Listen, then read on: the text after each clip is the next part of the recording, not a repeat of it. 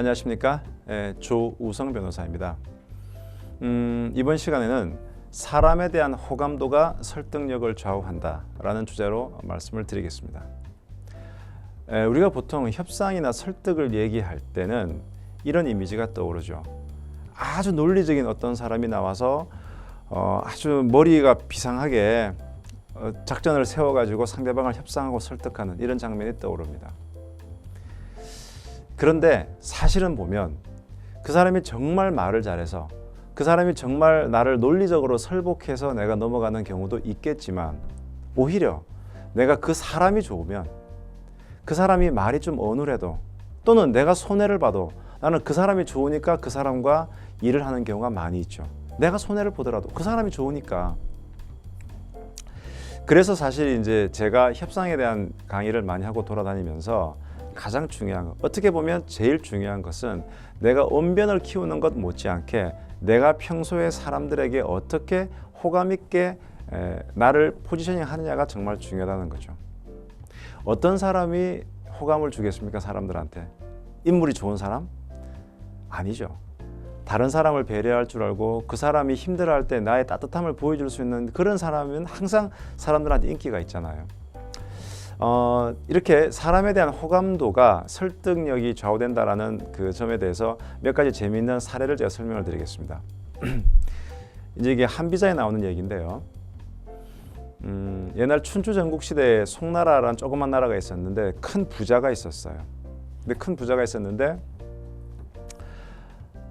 어느 날 밤에 막 비바람에 몰아쳐가지고 그 부자의 담벼락이 좀 무너져 내린 거예요.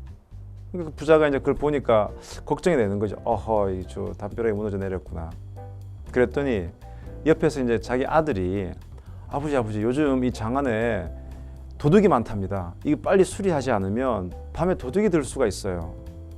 그랬더니 옆에 있던 이웃 마을에 이제 김 씨도 어르신 맞습니다. 요즘 도둑이 정말 많아서 빨리 담을 고치셔야 될 것 같은데요. 그랬는데 그날 밤에 도둑이 들었어요, 진짜.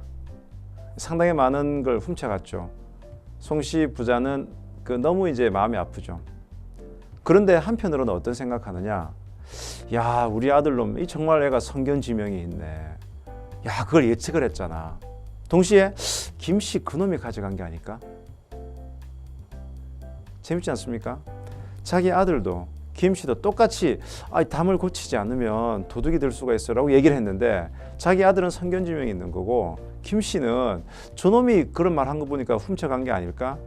왜냐? 난 내 아들이 더 좋거든. 내 아들을 더 믿고. 똑같은 얘기를 했는데 다르게 들리는 거죠. 또 예를 한번 들어보겠습니다. 이건 역시 한비자에 나온 얘기인데요. 옛날 그 춘추전국 시대 보면은 그 왕들이 좀 예쁘게 생긴 그 남자애들을 이렇게 데리고 있는 그런 약간의 그 동성애 코드가 있어요. 이제 그 미자하라는 애가 그 이제 미동이죠. 젊은 소년, 어린 소년이 이제 역시 이제 궁궐에 이제 그 가서 미동으로 크고 있는데, 왕이 이제 미자를 아주 아낀 거죠. 근데 그 미자가 어느 날 밤에 왕의 수레를 몰래 타고 골 밖으로 나갔다가 들어온 거예요. 이유는 뭐냐? 자기 어머니가 아프다는 얘기를 듣고 나갔다 온 거예요. 왕의 수레를 타고. 근데 그 당시에 왕의 수레를 타고 그런 식으로 골 밖으로 나갔다 오면 월형이라는 게 무릎을 잘라버리는 그런 형벌이 있을 때였습니다. 그러니까 신하들이 왕에게 미자가 저런 식으로 중벌을 지었으니 월형에 가야 됩니다. 그랬더니 왕이 뭐라고 그러냐? 야, 제가 얼마나 효심이 지극하면 지 무릎 잘릴 각오라고 나갔다 왔겠냐? 좀 대단한 놈 아니냐? 감싸는 거죠. 또 한 번은 그 왕이랑 같이 과수원에 갔는데 미자가 복숭아를 먹다가 너무 맛있으니까 이걸 먹어보라고 먹던 걸 막 준 거예요. 그 왕이 그걸 먹은 거예요. 그걸 보고 옆에 있던 신하들이 저런 무례한 놈이 있냐? 지가 먹던 걸 왕에게 주냐? 저 엄벌에 쳐야 됩니다. 그랬더니 왕이 얼마나 나를 사랑하면 지가 저러겠냐? 좀 본받아라 너희들도. 뭐 이렇게 된 거예요. 그랬는데 세월이 흘러서 이제 그 미자도 막 수염이 나고 막 그런 거예요. 옛날처럼 이쁘지가 않지. 그래서 왕이 미자를 내쳐요. 내치면서 핑계가 뭐냐? 제가 말이야 옛날에 내 허락도 없이 내 수레를 타고 나갔다 온 놈이야. 그리고 또 한 번은 말이지, 과수원에 가서 지가 먹던 거를 무엄하게도 나한테 먹인 그런 놈이야. 벌을 받아도 마땅한 놈인데 일단 내가 내치는 걸로 내가 벌을 대신하겠어. 이렇게 내친 거예요.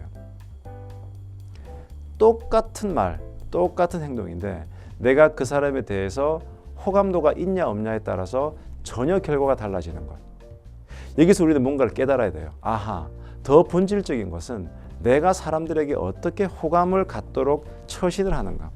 그리고 내가 사람들한테 호감을 갖는다는 것은 어떤 일시적인 립 서비스로는 안 되는 거예요. 그 사람이 평소에 어떤 삶을 살고 그 사람이 평소에 어떻게 보여지는가에 따라서 이게 신뢰가 쌓여가는 거죠.